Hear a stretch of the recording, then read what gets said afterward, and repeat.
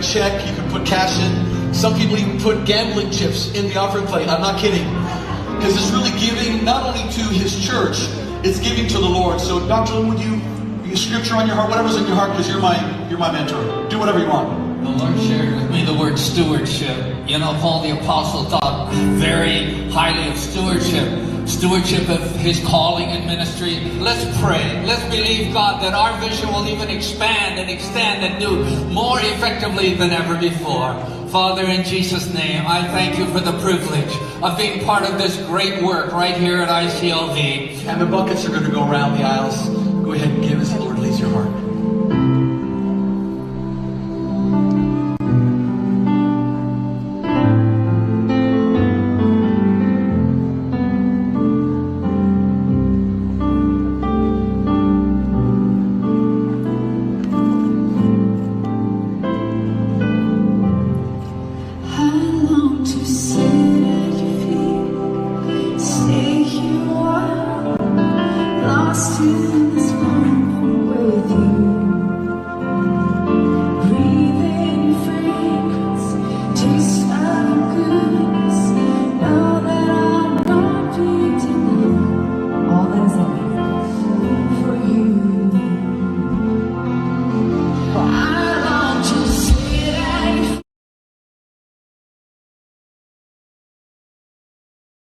You understand me? P. Macatolion alias, you understand me? From the go to the no. Yes, sir. Chicago to Fair, no sons of my motherfucking macaroni life.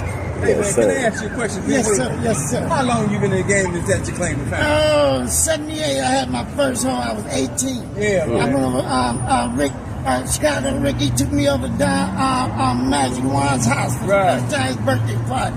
Yeah, and I was turned on ever since. You know what I'm saying? But you know what they say about the game? You said it got to be in you.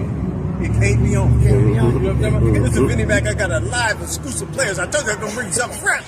Fresh to death. But I finally got a real true one in the building, man. Chicago finest, I'm talking about. Believe that. Yeah. Pee Wee Mac. You understand what I'm saying? And don't forget to put the Mac on. Yeah, you know what I'm saying? You might as well say Herman if you don't say Mac. Yeah, believe that, man. You know what I'm saying? So, Pee Wee, tell me about some of your experiences in this game. Hey man, the up and down of the game, that's what turns me on. Yeah. That's what I mean, you know, this shit could turn around overnight, man. Yeah. You know what I'm saying? We had some hard times, man, and it take a tough motherfucker to go through these motherfucking bitches.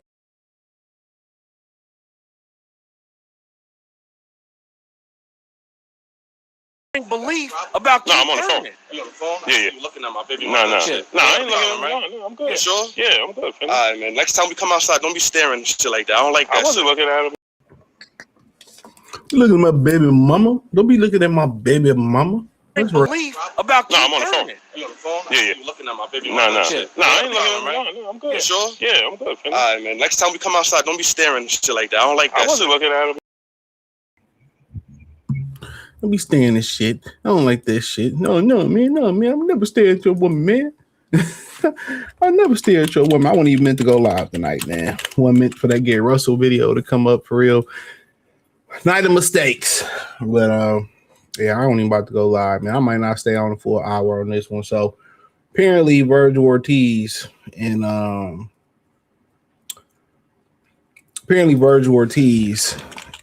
Oscar now got this fake ass beef, and it's all meant to, for the most part, get him an excuse to duck.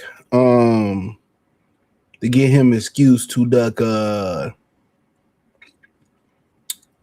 Ennis, right? All right, they did this before, right?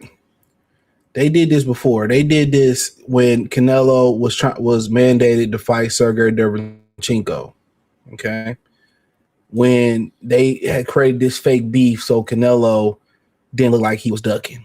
That was a fake beef, all right?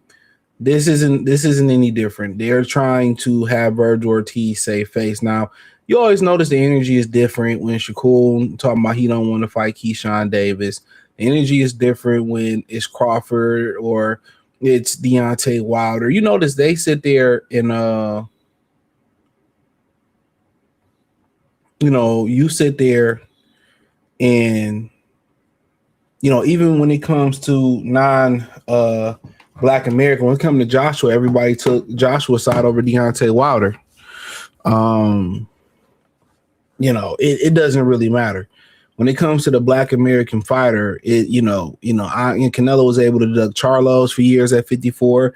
He ducked Demetrius Andrade, even created his own weight class, and it's never the ridicule. The backlash is never the same. And we're going to talk about Brian Norman too.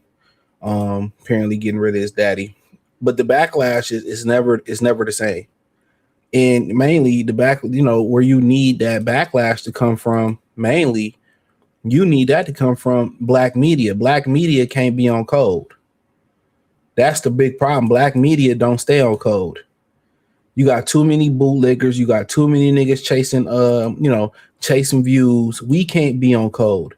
The Hispanics can be on code. They say one might say a little thing about Vergil Ortiz, but it's never the ill will they have towards other, other fighters that's outside of the Hispanic community. Even when you start talking about the ped accusations or people who get popped, it's like, oh, Canelo, we sweeping under the rug.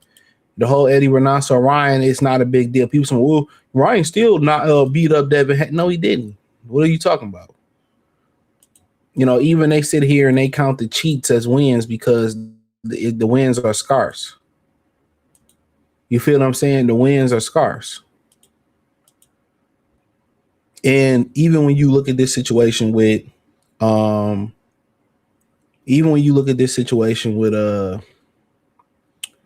Ortiz, he ain't getting the ridicule that is warranted. And he being quiet. And even I talked about Boots. Boots need to really be pressing the action and really verbally assaulting Vergil Ortiz. And he's not doing his job, as a fighter to really push Vergil Ortiz over the edge and really question Vergil Ortiz's manhood. You know what I'm saying? This is this crop of fighters is the nicest crop of fighters I ever seen. They ain't got a mean bone in their body. Even when they get in the ring, these motherfuckers don't got an alter ego. He supposed to really be putting belt to ass verbally on Vergil Ortiz. He supposed to be questioning his manhood. He supposed to, when people see Vergil Ortiz outside, Gerard Ennis supposed to really be putting a fucking verbal assault clinic on him. He supposed to really be fucking emasculating him. So when Vergil Ortiz go to Whole Foods, Trader Joe's, and he stop and get gas, niggas like, hey man, you that bitch ass nigga who don't want to fight. Pussy, what's up? You gonna do something about that? You gonna man up about that? Remember in Rocky, when Apollo Creed start really assaulting him verbally, and people around start getting the Rock, like, Rock, hey man, what you gonna do about this? At the end of the day, you a man. At the end of the day, you a man. So that's true. Jerron Ennis not playing his role like he should play his role in this whole situation. Jerron Ennis is supposed to be putting verbal belt to ass on Vergil Ortiz, but the energy is never the same from black media, from overall media. They're not really going in. They're not going in on him like they should go in on him. But when he came to Floyd Mayweather, Manny Pacquiao, they applied a lot of pressure on Floyd Mayweather. When it came to Terrence Crawford, regardless who it was, they applied a lot of unnecessary pressure on him. You know what I'm saying? You notice the difference. No, Pacquiao didn't really get a lot of grunt of the blame, even when them emails was going around talking about, hey man, if I pop hot, can we sweep this under the rug? The backlash was nowhere comparable than when they was blaming Mayweather for it. And this is, and I agree with Bruce M.F. Vane when he said this is why boxing is in a predicament.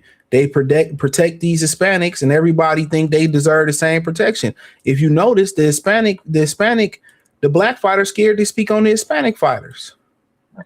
Y'all really allowed them to brainwash y'all to have y'all believe that the boxing was ran on the Hispanic dollar. That's a piece of malarkey. You can look at the top grossing fights and see that ain't true. You can research that. It ain't no reason you don't have the knowledge at your disposal. There's no reason you too lazy to pick up your phone and Google search small things. Real spill. And it ain't no reason for that. And at the end of the day, Jerron Ennis need to do his part, and black media need to do his part. Everybody be so quick to try to, emasculate black fighters when they think they on the wrong side of this. And then you think of Oscar De La Hoya, and De La Hoya talked all that shit about Al Heyman, called him an N-word allegedly, the Black Hitler and all that. And he goes over there. He runs back to Al Heyman. Now, if you didn't see my video yesterday, okay, or my video today, I would have talked about it yesterday on the live, but to keep it a bean, as soon as I got off live, I seen it. As soon as I got off live, I seen it. As soon as I hit the end button, I went to X, I seen it. So let me play it again for y'all, catch y'all up, and then we're really gonna get surgical on this, right? We're gonna put all this together. And at the end of the day, these Hispanics, they don't like when they get exposed. They don't like it. And I'm gonna show it in the comment section. They don't like it. Hold on, let me share this. Because we about to get surgical. Because every time I talk about some real nigga shit, they don't let my shit reach out. And that's cool. I'm cool with it. But as long as it's there, that's all I care about. As long as it's there for people to reference, be like, I was right.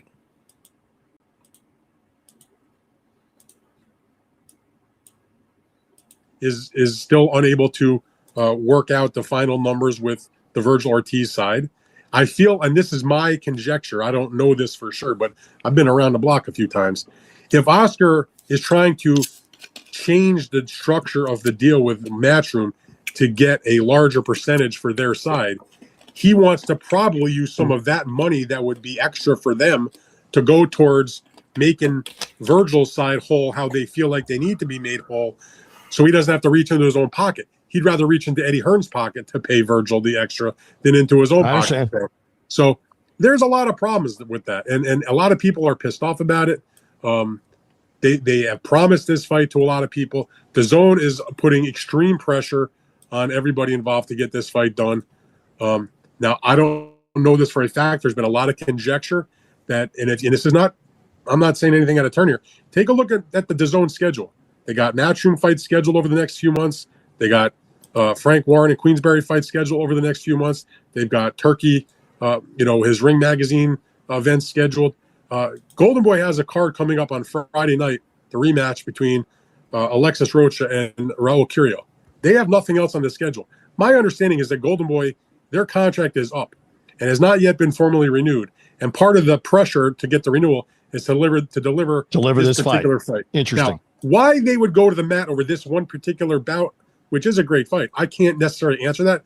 But there's stuff going on that I'm not necessarily aware of. But, two more points. My radar is up and my nose is smelling. So, what you heard right there is, in the beginning of it, he basically said that Golden Boy don't have the money to meet Vergil Ortiz's demand. Then my thing is this: why don't the Zone just jump in and make it whole? Right now, maybe one of the reasons why the Zone don't jump in and make it whole is because that mean at that point they would probably have to get Jerron Ennis some more money. It's a new contract at that point. So now the whole rumor about it is, which this is we gonna dig into in a minute. The whole new rumor is Golden Boy doesn't have the money. They don't have the money to pay Vergil Ortiz, so they want to redo the deal. And what Dan Raphael said, and they wanted to come out of Eddie Hearn and Eddie Hearn to pay for it, or somebody else to pay for it. All right. So basically, Golden Boy it's not enough money to meet Vergil Ortiz's demand. Now, at the end of the day, it seems to be enough money to meet Jerron Ennis's demands. Okay. So that's the funny thing about it. The funny thing about it, it's enough money for Jerron, but not Vergil. Now, another thing he said that really piqued my interest in this particular video is he said that the zone is basically saying that we not renewing Golden Boy's deal, okay, unless y'all do this fight. And Oscar is not willing to do this fight still. Now, why are they willing to throw away a TV deal, which nobody else has a TV deal, but PBC and that Prime deal, if you consider that a TV deal, and Top Rank don't have a TV deal right now in Zuffa, so he don't fuck with Zuffa, he don't fuck with Turkey Al Sheik. So at that point, what else are you going to do for your fighters to survive and make money? That's just the honest question. What else are you going to do? You know, Ryan Garcia, it's alleged that this is his last fight. He sound like him and Barrios is going to fight on Prime. Okay? Gilberto Ramirez and David Benavidez. And I got to get to that David Benavidez video. I got to find that article. I got to have Eric send me that article. I had to dig it up because it was an article and he was basically saying he bitching out from fighting Better BF. You know, I got to do that video, right? So Benavidez has got a big ass duck. Basically, he took some money from Turkey Al Sheik, and that nigga ran off when it was time to fight Better BF, and he goes and fights Gilberto Ramirez on Cinco de Mayo. Who gives a fucking fuck? Who gonna watch that shit? That shit be lucky if it hit 100K pay-per-views on Cinco de Mayo. That should be given. That should be 500,000 pay-per-views in the bank. Nobody give a fuck about Gilberto Ramirez and David Benavidez. They don't even accept David Benavidez as a real Mexican. Let his hair out. He looked like The Rock from in that movie when he was fat and shit with Kevin Hart. That nigga looked like a nigga. They don't fuck with him. Same with Roberto Duran. They don't claim Roberto Duran. You know what I'm saying? And that's word to the mother. So basically, they saying that they willing to throw their deal with the zone away. But then once you dig deeper into it, who do they got to put on the zone? Who give a hell about Raul Curio and Lexus Rocha? They let Blair Cobb go, right? You know, Charles Conwell lost. You know, Ryan Garcia allegedly about to leave. So, you know, honestly, who else do they really have? Amari Jones? Okay, shout out to him. Most people don't even know who that is. So they have nothing left to put on to be regardless. They don't even have enough fighters to field programming. And you ran to the very same dude in Al Heyman who finessed you out of your company.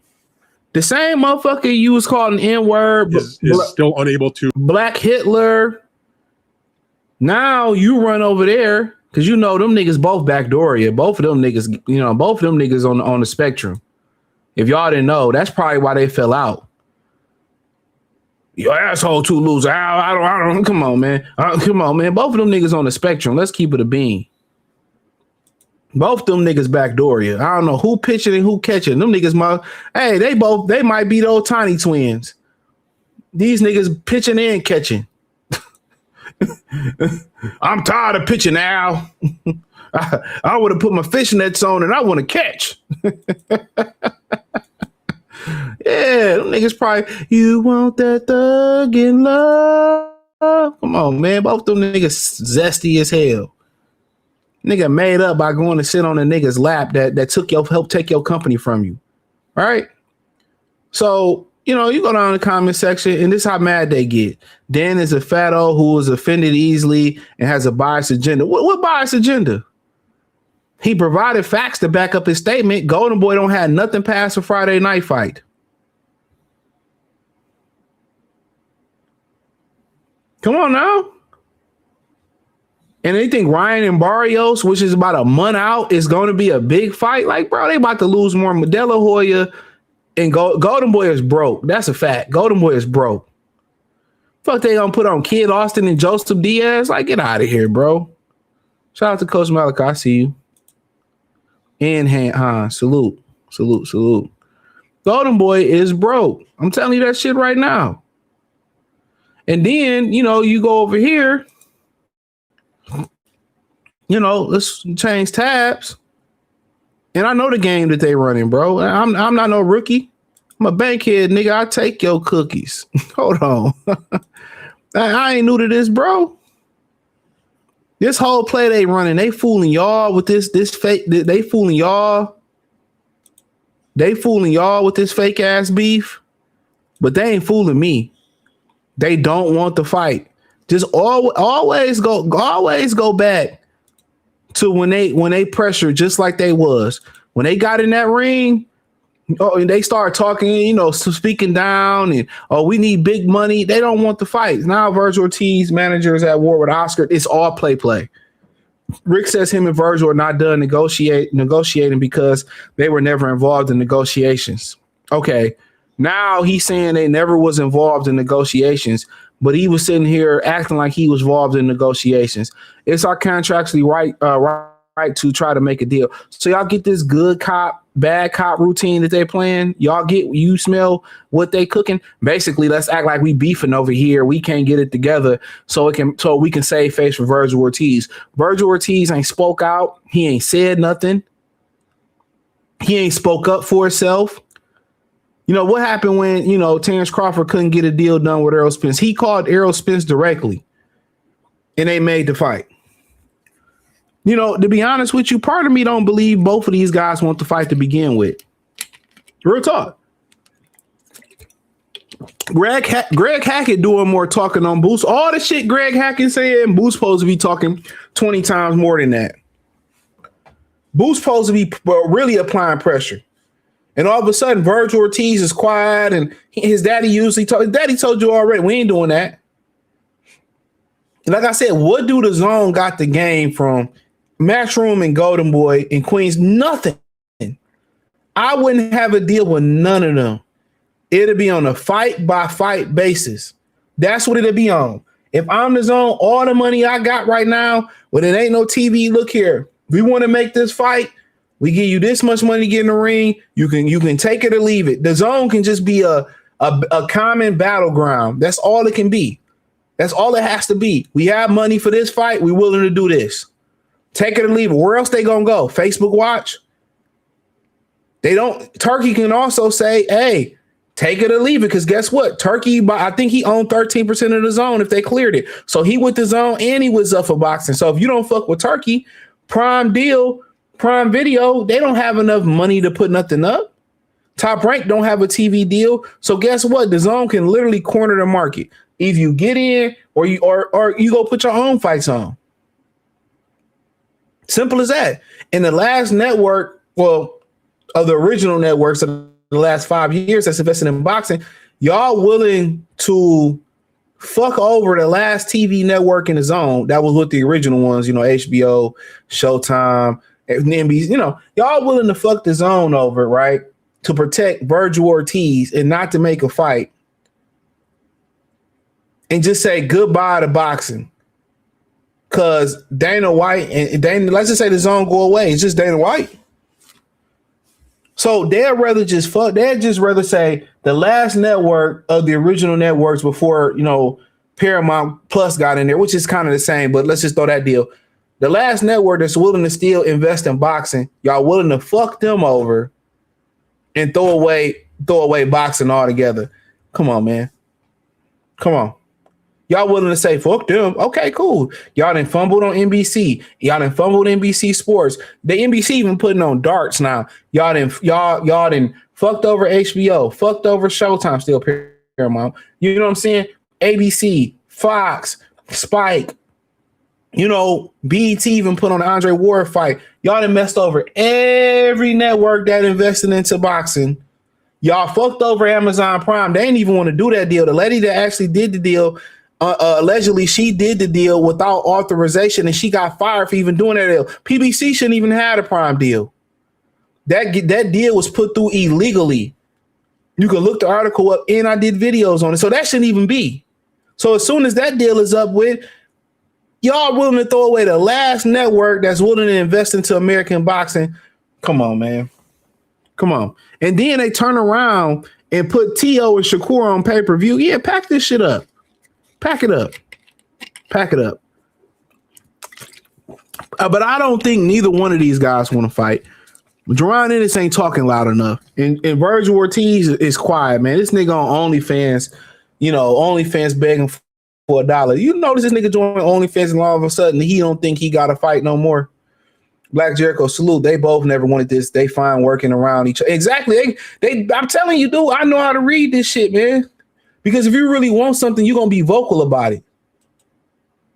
You ain't gonna keep beating around the bush. You're gonna be very vocal about it. You're gonna be very stern about it. You're gonna take a masculine, strong stance on it.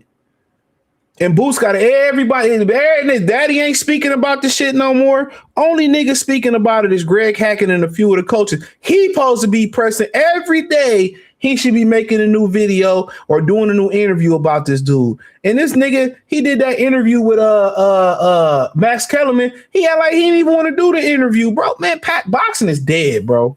This shit is dead. This shit is dead, man. These niggas don't want to compete. They don't want to do interviews. They don't want to market, and they can't fucking fight. They can't fight, bro. Everybody throw 1-2 punches and get up, defend. These two dudes throw punches, but versus who's they fucking fought? At the end of the day, pack it up, bro. Now the amateurs that's coming in trying to turn pro ain't gonna be no TV deals from these niggas. Gonna be fighting for minimum wage, bro. They didn't kill this shit, bro. If UFC was really on the upswing, like with the talent, bro, boxing will be done. If UFC was able to hold Conor McGregor, John Jones, Khabib, stardom, Ronda Rousey, man, this shit will be done. These niggas will be done. If UFC was able to just always keep a McGregor, a Ronda Rousey, a Khabib, a DC, whatever his name is, a trying ass nigga. I like him though. But John Jones, they was able to keep a Chris Weidman. They was able to keep those guys, Jorge Masvidal, Usman, keep them type of star power at the top, bro. Boxing to be dead, bro. Boxing to be dead, bro. It'll be dead, man. And now they trying to fake like they got this internal beef. In order to get out the fight. Man, Rick Mirgid was the same dude protecting Jose Ramirez from Regis Prograis. That's a fact. And this is sad, bro. The word, God honest truth, this is sad. Because everybody's stance was, oh man, we don't want to make the fight and we don't need to fight. Cool. A guy in Vergil Ortiz who can't sell out a family dinner, and a guy in Jerron Boots Ennis, like, he ain't doing, he doing better numbers than him, but he ain't doing shit spectacular neither. And then you got other pussies in the division like Sebastian Fondor who don't sell absolutely nothing, but he done dropped 2 belts. He could have been undisputed. Could have got a turkey bag with Terrence Crawford. He had every belt except for the IBF belt, bro. And that's another thing. He's so irrelevant. Nobody talks about Fondor set the tone in his division. He had the WBC, the WBO, the WBA. He let the WBA go. Could have got paid versus Terrence Crawford. Let the WBO go. Didn't want to fight Xander Zayas. Fuck out of here, man. This whole division is set by pussies, bro. And it's not a historic division. Yeah, it has some great fight, but 54 is, it's a run through. You know what I'm saying? You just bust it down and you go. Nobody stay at 54 and really make a Hall of Fame career. De La Hoya sat there and got another belt. Mayweather got another belt. It's one of them fake divisions. It's not one of the original divisions, bro. Drizzy said if the UFC had more Black American talent, it would have been ugly for boxing. And guess what? When you got Klansmen, running, when you got Klansmen running that, they want to circumvent Black talent. You can't circumvent, Black talent. Even with these, these Hispanic fights, the Hispanic fights don't be hitting like that unless it got some Black in it. Black people make events more hip. Black people make events more exotic. We got 2 Hispanics fighting. You done seen some good ones with 2 Hispanics, but it don't have the same swag. Even when PBC put on events compared to Golden Boy and Matchroom, it don't have the same swag. Even when PBC put good events on at the Barclays Centers, it's swagged out because of their fighters. You know, when these guys come over here and Oscar put a card on, it ain't got no, it don't have no rhythm to it. It don't ring no bells. Ain't nothing wavy about a Golden Boy event. Ain't nothing wavy about a Matchroom event. Nothing. Nothing. They can try to, get around having black fighters, all that shit, man. We the sauce. They can, and then they get mad at the Middle Eastern fighters that's coming to dominate. It's over there dominating. Baseball is cool. We're not allowing black people in baseball. They feel like they got to keep it white, and that's why nobody watch it. Nobody watch it. But they killed this sport. They killed it. This right here is just gonna really be the true mark of it. This not even a pay-per-view fight if we keep it a B. This ain't no pay-per-view fight. This is a good regular HBO fight. It's a good NBC fight. This ain't no pay-per-view shit. Pay-per-view is for true premier fights. Fights that you're willing to pay for. This is not that. This is two unproven fighters. A stepping stool to pay-per-view. They try to redefine. It's a premium fight. It's a fight that everybody wants to see. Leonard, now even though these guys won pay-per-views per se, Leonard Hagler, people wanted to see it for years. Had Leonard stepped in with Pryor, that would have been a pay-per-view fight. Tyson Holyfield, people wanted to see it. Even Tyson and Roy Jones is one of the highest grossing pay-per-views. People wanted to see it. McGregor Mayweather, people wanted to see it. It is premier fights, elite level fights. If you're not elite, you shouldn't be behind the paywall. And that's just the God honest truth, man. And it's sad, to be honest. It's sad because when the bullets get to flying and niggas going to war, these niggas hiding up under their bed. They don't want to fight each other, bro. And, in boxing, if it's gonna go back to anything good, it need to go to amateur style. If boxing gonna go, they need amateurs. And these guys in the amateurs, they couldn't pick who they was gonna fight. They had to fight who they was gonna fight in a tournament. They couldn't pick and choose who they want to fight.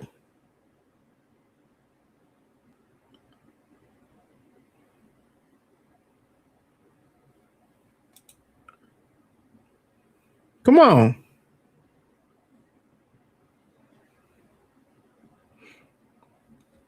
Just keeping it real. Keeping it a humbug. But, unfortunately, now this is fake internal beef. Golden Boy run this play all the fucking time. They run this play all the time. Canelo, Derevchenko, we got this fight. And they willing to throw away. Keep it a bean. They willing to throw away a TV deal.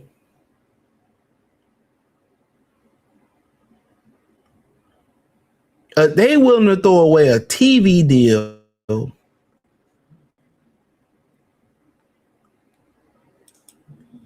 just not to make this, man. But y'all gotta blame Crawford for this one. Y'all gotta blame Crawford for this one. Y'all gotta blame Crawford. Crawford shouldn't have beat Canelo so bad. And this ain't even no type of valuable.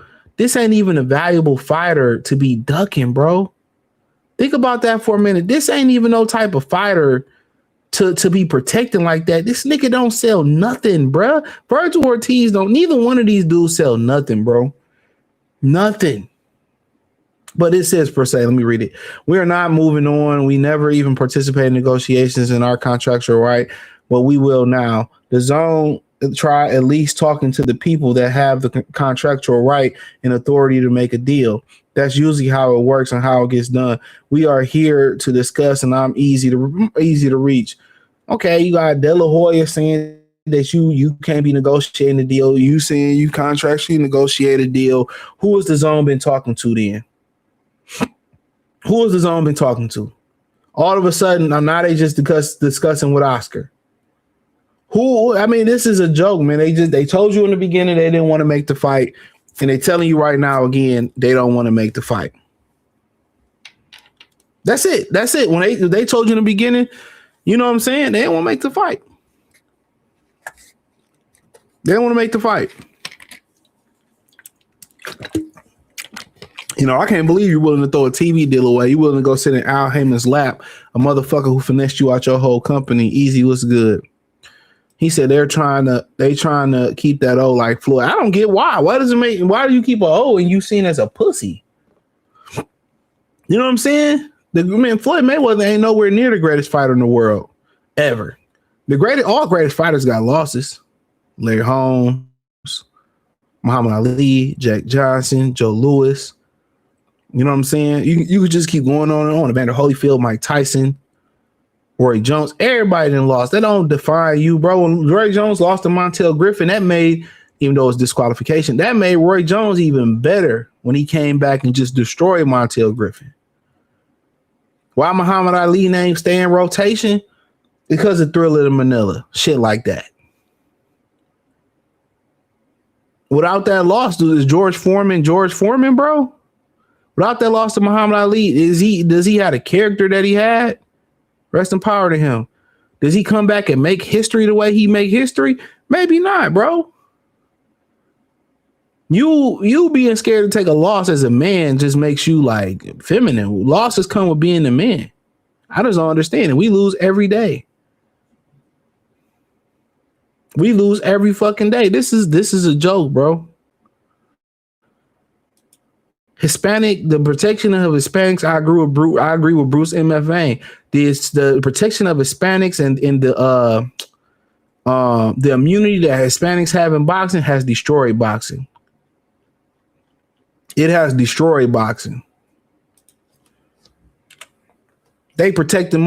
That's basically like you willing to die for some shacks. You willing to die for some shacks. You willing to die for some shacks. Not no motherfucking Jordans. Not your 4G, your 4G autos on your goddamn Jeep. Not your chain. You willing to die for some shacks, nigga. You willing to die for some Joel Embiid Skechers. That shit crazy, Chief Red Cloud salute. That shit crazy. You willing to die for some Shaq. This nigga, what them Hispanics be wearing, man? You always see them niggas in some Paco jeans, some Jordan 6 rings, and the Wrangler jeans, the Paco shirt. Come on, man. You niggas willing to die to wear some Shaq, some Nike court. What's them ugly ass Nikes they be wearing at the gym? You see somebody in these Nikes at the gym, bro. You know they fully suburbanized. I forget the name of these fuck, man. When you see somebody with these bitches on, bro. When you see somebody with these on at the gym, you know they suburbanized. These niggas ain't, you know a nigga wearing these at the gym. A bitch at the gym or a nigga wearing these at the gym, bro. They ain't grew up in the hood, man, or they been in the suburbs too long. When they wear these at the gym, bro. This is the number one suburban. You know, they be all beat up and dirty and shit, man. This is the number one suburban gym shoe of the United States. You know, you want to know how suburban the bitch is? Black, Hispanic, Puerto Rican. They got these on. They fully entrenched in the suburban life. Still might be a hoe. Man. When I see a brother with these on the gym, I know he got a non-black girlfriend. I know he got a non-black bitch. 9.5 times out of 10, he got a non-black bitch when he wear these on the gym. When I see Becky's with these on the gym. I see Brad with these on the gym. When I see niggas with these on, Keisha, Gloctavius, DeAndre, 9.5 times out of 10, they have entrenched in the suburban life. I ain't never seen the other colors, but this motherfucker right here, I'm telling you, bro. Red Chief Cloud laughing out loud. That's a fucking fact. Because if it really boiled down to you need something to squat in, you know what I'm saying? For real, because when you see niggas with these on, niggas ain't running nowhere. They ain't jogging on the treadmill. They might do the stair step you ain't running with these on. You know, niggas claim, I squat better than him. Well, take your shoes off, pussy. Squat like Arnold then. Take your shoes off and squat barefoot. That's the best way to squat. Come on, man. You know the nigga wear these day coats. So how you doing today, sir? They gone. They don't talk like regular nigga out here. They gone. But when I see this is the #1 suburban shoe of the gym, I'm telling you, bro. If you go to a predominantly hood gym, ain't nobody got these bitches on. Soon as you go to the suburbs. And the thing about it, the suburban gyms, them nasty motherfuckers don't believe in like wiping their equipment down, washing their hands if they use the bathroom. That's a different conversation. Them motherfuckers be nasty as hell in the locker room. Niggas nasty. Motherfuckers be stank shit. You know what I'm saying? Man, shit. I like to go in the hood locker rooms. Hood gyms. You know, got suburbs. Them niggas ain't got no etiquette. None whatsoever. Especially old niggas in the locker room. Like, man, can't stand them old ass niggas, but can't stand them old ass niggas in the locker room. Niggas be ass naked in the sauna. Like, bro, put some, you old wrinkle motherfucker, put some clothes on. Put some clothes on.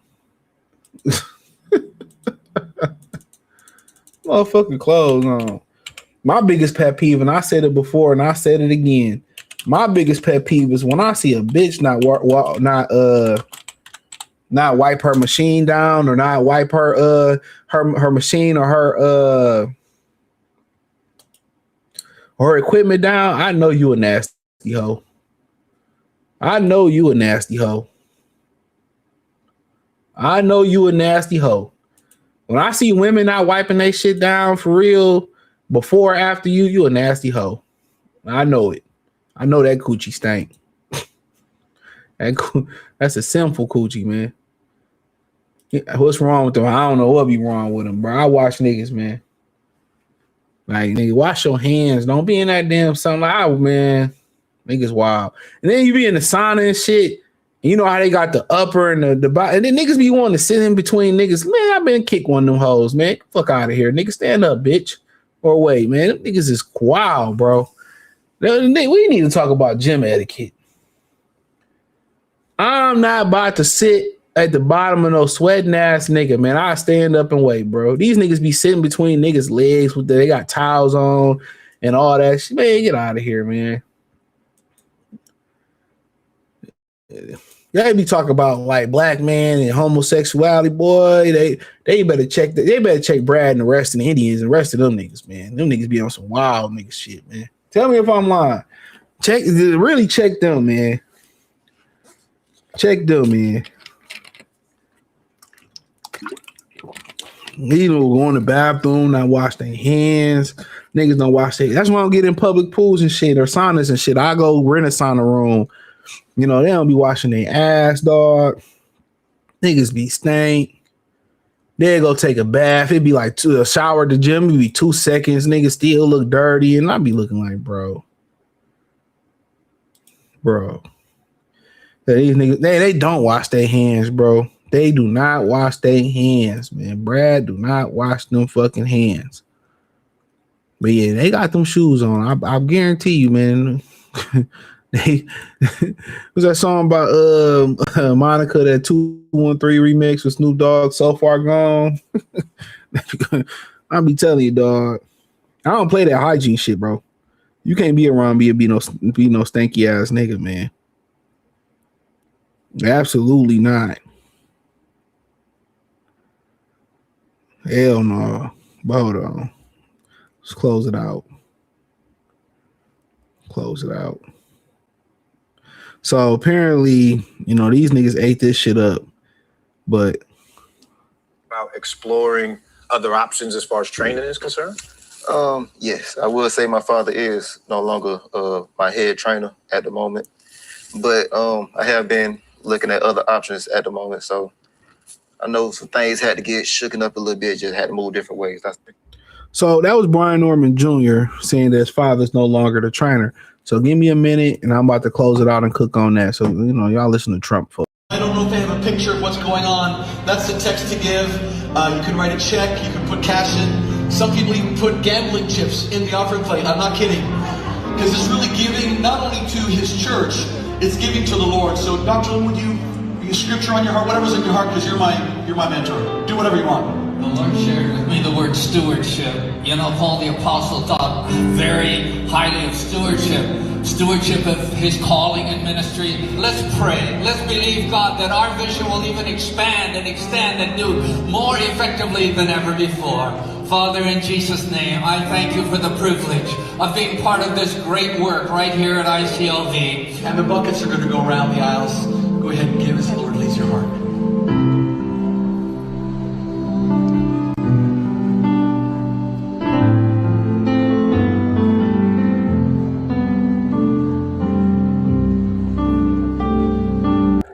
All right, my bad. So yeah, I mean, let me say this first and foremost, and I have a video tomorrow talking about it. But shout out to his father. We don't know how he feel about it, or he hasn't spoke about it. But I know a couple fighters. One is retired with a podcast. One, he moving up the cruiserweight, and they both, you know, contract. Well, the first one is contractually tied. His father even said it. Said he can't fight without me. And the other daddy is taking like 60% of his check. So for the most part, a lot of these fighters have ego. These fighters' fathers have egos, and they don't get out the way. You know, Roy Jones and his father, they fell out because Roy wanted to step up the competition. His father wanted to continue to microdose it. So they fell out for years. His father didn't like speak out until like he was about to fight what's old buddy that upset Mike Tyson, Buster Douglas. He was about to fight Buster Douglas, and his father spoke. I was like, that's too much weight. So when you understand, man, your son got to be his own man. And a lot of these fighters' fathers, the egos is involved in it. The egos is in it. If I'm not the trainer, you know, then you ain't fighting, or, you know, so it's another dude out there. They live in San Antonio, and he, you know, his daddy won't step out the way. You know, he won't let Ronnie Shields, you know, coach. So he said at the moment, that means he's just exploring his options, talking to people, working with people, and maybe he might go back to his father. Who knows?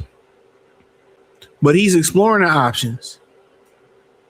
He's his own man. This is Brian Norman Jr.'s career. This is his life. And so many of these fighters and these fathers in sports, they live through their son. And it's not about what's best for the son. It's what's best for their ego. It's what's best for their ego. At the end of the day, if it's what's best for his son is to go explore his options to see what else he can get out there, or maybe bring somebody else in where Brian Norman can learn some things, or Senior can learn some things. That happens. Vergil Ortiz, father, and them, they work with Robert Garcia. Seem like also Vergil Ortiz Senior wants to be, you know, the voice in command. So that also can be, you know, interesting when you got two main voices in the corner. You know, you should trust the trainer. Floyd Schofield and them, he should trust Ronnie Shields.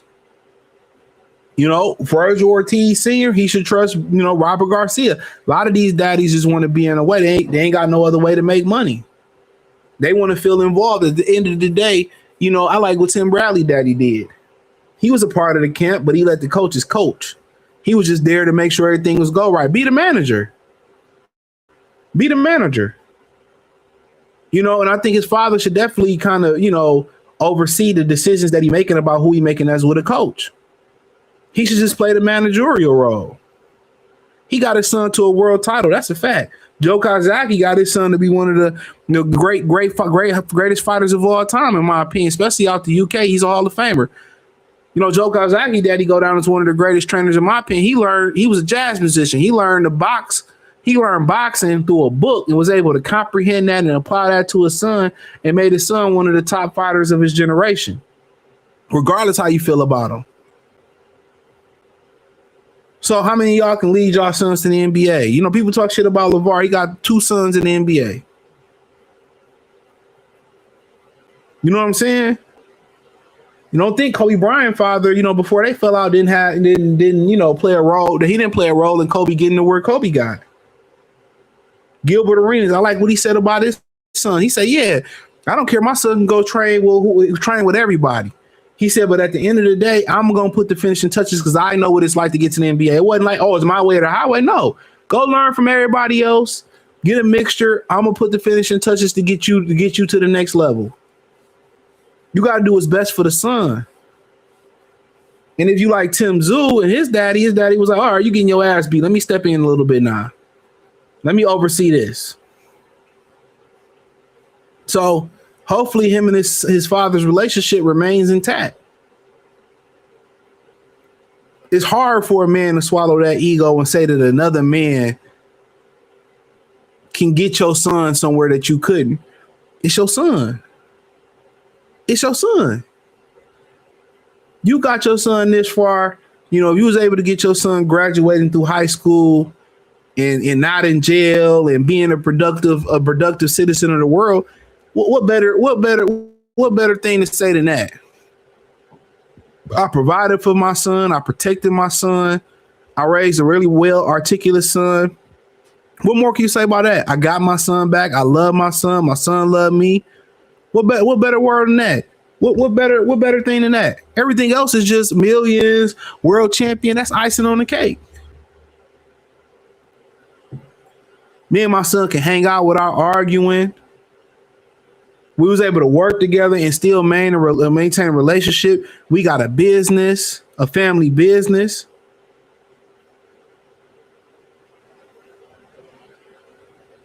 But if he was willing to step over and let somebody come in, shout out to him, man. So many dudes, they'd rather compromise they seed, compromise they son, than let somebody else get in there. If this was best. Maybe you can learn something. But you notice that effect always happens. Like if you dealing with a chick that got a kid, right? The baby daddy ain't been around in 10 years. You start coming around and helping out, all of a sudden they want to jump into the picture. That's ego. It's ego. It's the same reason why mothers don't want to let the fathers have a kid. If I can't do the best job, nobody gonna outdo me. Nobody gonna outdo me because they know a lot of them fathers gonna raise a better product, as you see right here, than a single mother is. So a lot of people and parents in general is willing to compromise what's best for their children to protect their ego and protect their well-being. It's selfishness. Selfishness is close to is demonic. When you very selfish, sometimes you got to be selfish. The Bible say that. Sometimes if you're too nice, you'll miss your blessing.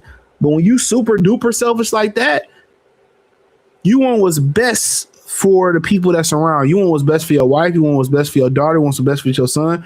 You want the parents want what's best for you. They do. But I like the fact that he has the autonomy to move somewhere else. You like that fact.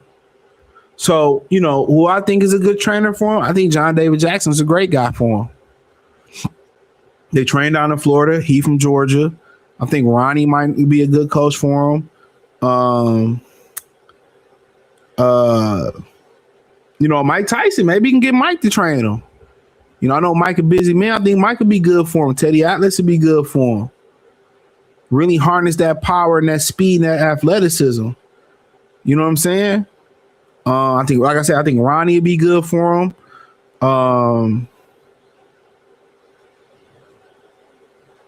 Damn, who else? I think John David Jackson would be my favorite for him.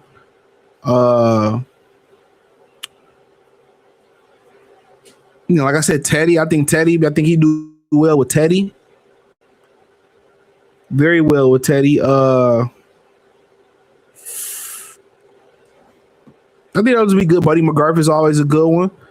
But I really think for him, a guy like John David, I think he would do well with a guy like John David Jackson. I don't know why I believe that. I think he'd do well with a guy like John David Jackson. Bad move. I mean, it might not. I don't know if it's gonna be a bad or good move. But maybe go back to his father. Who knows? I don't know what Brian Norman Sr. was like, goddamn, when he saw Norman's face and he took the spirit out of Norman Jr. I mean, shit happens. His father was a professional fighter, so he know a little bit. Know a lot of bit. He know a lot of bit. he went through the professional ranks, so we'll see what happens though, man. But I think for him, honestly, I love that he not holding his son back. He let his son make his decision. It's his life, bro. So many times we see a lot of these parents don't let their kids make decisions, bro. If you don't get to make decisions, man, even when you got, children, you let them make decisions. They might not be as big as decisions as when they're adults or teenagers. When they're teenagers, you let them make decisions.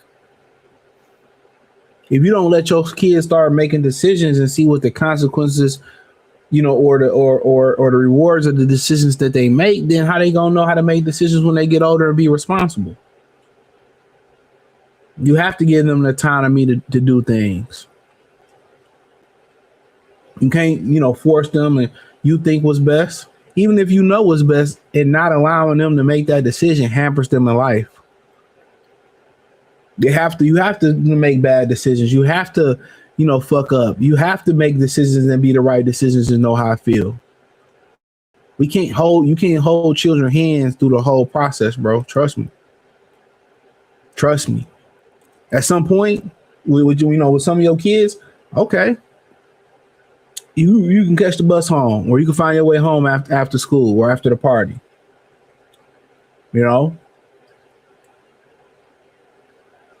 All right, you want to go to this party tonight? Make sure you're home by 10:30. You got to let them live. You got to let them live. Can't protect them. What's meant to be is meant to be in life. But if you babysitting them, you dropping them off, taking them everywhere, and you hurting them. I remember I had a homie, man. I ain't gonna say his name. He was in college.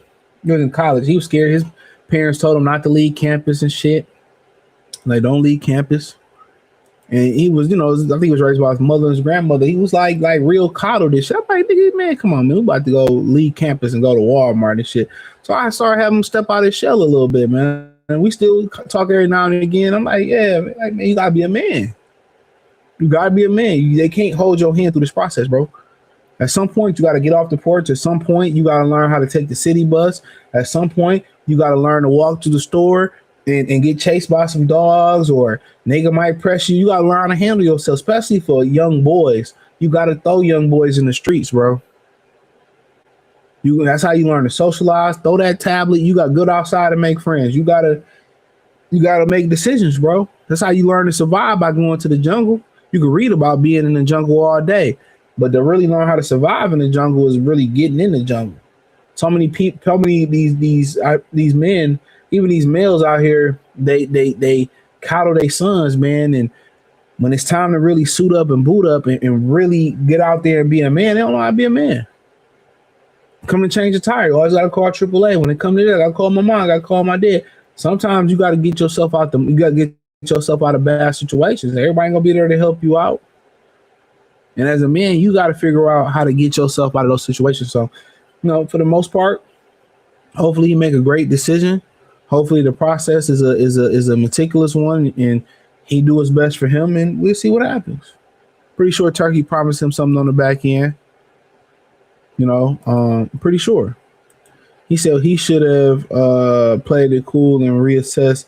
They were still okay. Worst exchange after a knockdown I've ever seen. Yeah, he was shocked. If you ain't never been in a corner and experienced that before and talk somebody through it, come on. A lot of these coaches been with these kids since they're amateurs. So when you go through something that's that devastating, as a trainer, you can't panic. You gotta calm the corner down, give proper instructions. Hey, we're gonna take this round off. Just just survive this round, get your legs back, and we're gonna come back in the next round and we gonna take it to him. You can't. You gotta think about Bonzi Ennis. Remember when he's fighting? His son was fighting. Jerron was fighting Karen Trucker. Just knock him out. Okay, that's not instructions. How do I get the knockout? Tell me, how do I get the knockout? Do I feint and throw an overhand right? Do I double jab, throw a straight right, come back, pivot, throw a left hook, pivot? How do I get the knockout? So the coaching ain't really at a premium no more. Especially the more fathers you see in boxing. coaching really ain't, you know, as premium as it once was. So, you know, it is what it is, man. Thumbs up the video, share the video, subscribe to the channel, hit the link tree. I just updated the Patreon. Appreciate y'all. Let me know what y'all think in the comment section on the replay.